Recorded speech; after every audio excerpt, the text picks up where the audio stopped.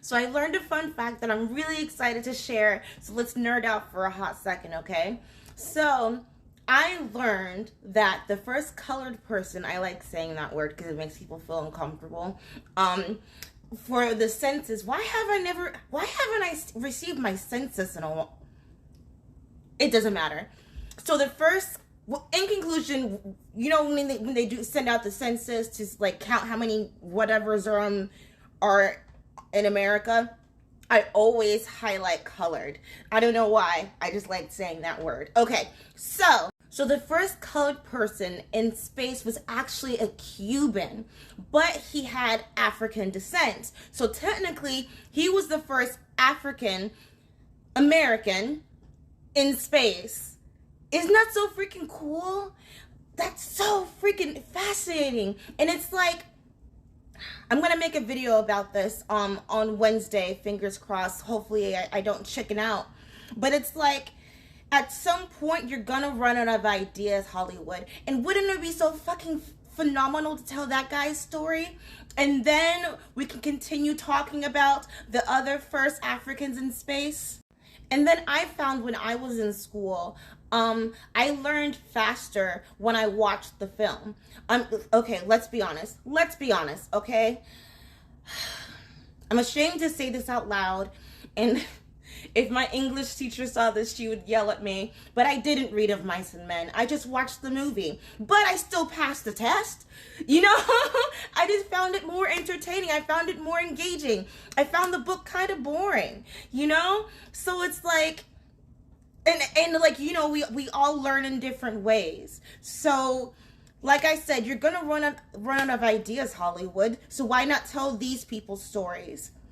And also, he looks like, oh, what's his name? He looks like the guy who's the Mandalorian. I don't feel like Googling his name right now because my phone is acting stupid.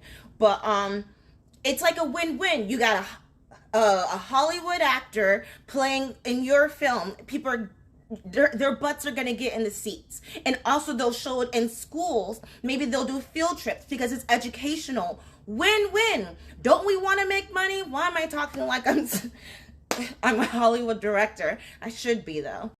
Okay, last thing. You know I have to talk about the Tonys. So the Tonys came on last night, and I kept hinting at my boyfriend, oh man, I love watching the Tonys. The Tonys are on, and he was like, I'm not watching that shit. And I was like, okay, fine. I'll just watch clips the next day. And I'm so glad that I didn't watch it. And I'm so pissed. Who was it that said, shut up and dribble? Because right now I want to say that to actors. Theater is gay. It's always been gay. If anything, I'm the minority in theater.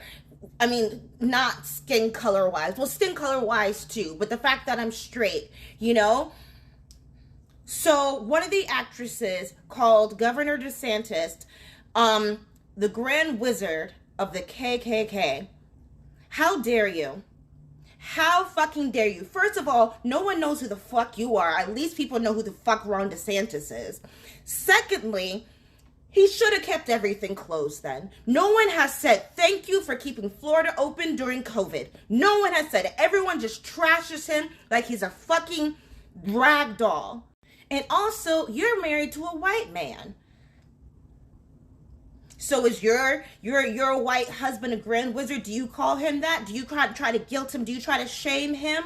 It's so hungry and starving for attention that it's like, do you call someone you don't like bad words? What are you, 12? And then another thing that pissed me off. So this person won an award and they're being congratulated on being the first non-binary person to win a Tony. You're a girl. It's obvious that you're a girl. And it's like, don't look at that. Don't rewind that part. Why are women afraid to be called a woman? It's like the feminists from the 70s and the 80s will be rolling around their graves right now, seeing women are scared to be called a woman. Why are you so ashamed? There are men who literally are transitioning to be a woman, and they're way more proud to be a woman than we are. You're not a frog. You're not a snake. I mean, maybe you are a snake in real life, but you can't change your sex. And I'm sorry. You are a woman, and be proud of that. I was thinking to myself the other night,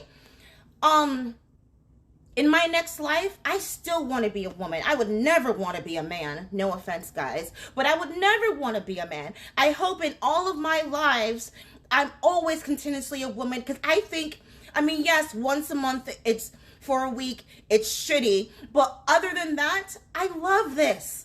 I love this. I love this feeling. I love this joy. Like I said again, sorry, guys. But why are you so ashamed to call yourself a woman? That's so disgraceful and so disrespectful. I see why people are watching award shows less and less every year. Number one, we're tired of watching rich people preach to us, especially during COVID when they're like, stay inside, guys, put on your mask. And it's like, it's easy for you to say, you're fucking rich. You don't have to go outside and go get groceries. You don't have to still go to work, you know? And then also, people already don't watch the Tonys anyway. Now you're giving them even more of an incentive not to watch it. People already don't go to the theater. If you have the same 5 people in your audience, don't you want new faces? That's not how marketing works. And I think that's it. I know that this is going to sound very selfish and very vain and very narcissistic, but don't you want to be remembered for something profound? You want people to remember you for saying, I'm a proud F word? That's what you want on your grave? I don't know. I wouldn't want that. But, okay. Whatever. Like Shakespeare said, it is what it is. I know that this is going to sound very selfish and very vain and very narcissistic, but don't you want to be remembered for something profound? You want people to remember you for saying, I'm a proud F word? That's what you want on your grave? I don't know. I wouldn't want that. But, okay. Whatever. Like Shakespeare said, it is what it is.